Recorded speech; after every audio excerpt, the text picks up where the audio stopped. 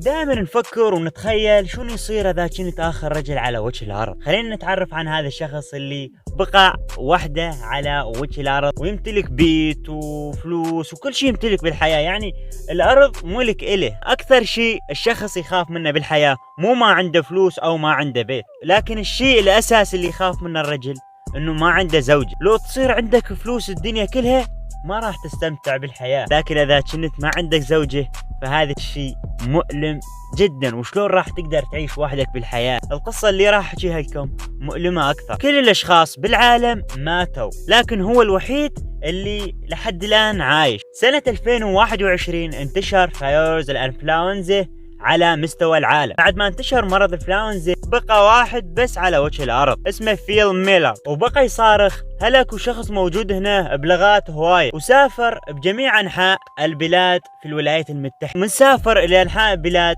ما لقى شخص يعيش وياه ولا لقى شخص، فرجع المكان القديم اللي هو في مدينة توكسون. لقى لوحة كتب عليها هل في احد عايش بتوكسون؟ لما رجع في بيته حس انه الوحيد اللي بقى عايش. لكن هذا الشخص ما بقى حزين، فكر حتى يسعد نفسه او يفرح نفسه بالاشياء اللي عنده.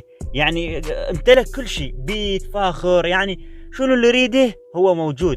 ففكر انه يسعد نفسه، راح لأضخم منطقة في الولايات المتحدة، راح يجيب عشرات اللوحات الرسمات الجميلة حتى يحطها ويشوف. نام على السرير مالته وهو لابس أجمل الملابس مالت النوم. تخيل يحكي ويا ربه، وقال للربه أنا عندي حياة جميلة وعايش بيها ومستمتع. وقال له عندي زوجة وحدة كان بقت الحياة بعد أكثر مثالية عندي. يعني هذا الشخص يتمنى تعيش وياه زوجة. اليوم الثاني قعد من النوم وبدأ حياته بالقصر الجميل، وبعدها راح المحل سوبر ماركت وضربه برصاصة حتى يدخل للمحل ويشتري شنو اللي يريد. دخل للمحل وسوق الأشياء اللي يريدها، بعدها حمل السلة بالأطعمة وهواية أشياء. لما وصل للبيت فتح زجاجة نبيذ اللي هي مال المشروبات عمرها 82 سنة. بعدها شرب شوية، رجع لعب بولينغ حتى يضيع الوقت، بس بعده ما حاس بتحسس جميل، يعني ما حاس بشعور حلو.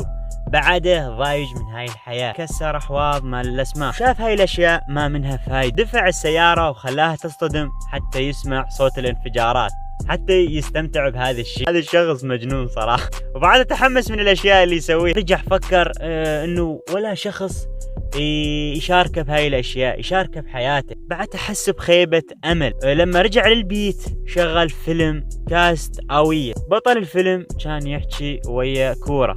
فيل تخيل تريق على زجاجة. بعدها في غمضة عين عدت سنة وهو وحده. فيل كان وحيد بعيد ميلاده، يعني ولا شخص وياه بعيد ميلاد. كان ما راضي ابد على هذا الشيء. رجع حكى مع رب. هذا الشخص كان عنيد، قال للربه انا جدا مرتاح الوحدي. قال له اصلا انا ما محتاج شخص يعيش وياي. بعدها مرت 5 شهور، بيته تحول لمكان زبالة. وهذا الشخص فيل كان قذر جدا، يعني وسخ مو طبيعي. كان يصب عشرات البيرة حتى يسبح بيها، بنفس الوقت يسبح ويشرب، وممكن يكون هذا الشيء اغلى حمام سباحة بالعالم. رجع كسر التواليت، وكان كل شيء يسويه هو مو سعيد، يعني ضايج من الدنيا كلها.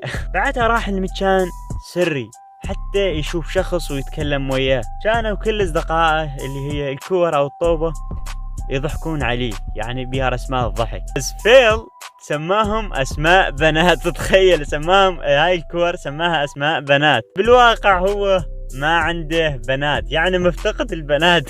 البنات مأثرة فيه بشكل. بعدها رجع حكى ويا رب العالمين، قال له لو انت انطيتني بنية وحدة بعد ما راح اشكي واقول لك انطينا اي شيء. وبنفس اللحظة فيل فكر بشيء، جمع شجاعته حتى يقابل البنات اللي كان معجب بيها. البنية اللي كانت اللوحة اللي بالملابس وقف قدامها وعبر عن حبه إلها، وقالها أنا عازمك عندي بالبيت، لكن من غير قصد، يعني ما يدري شلع ايد البنية.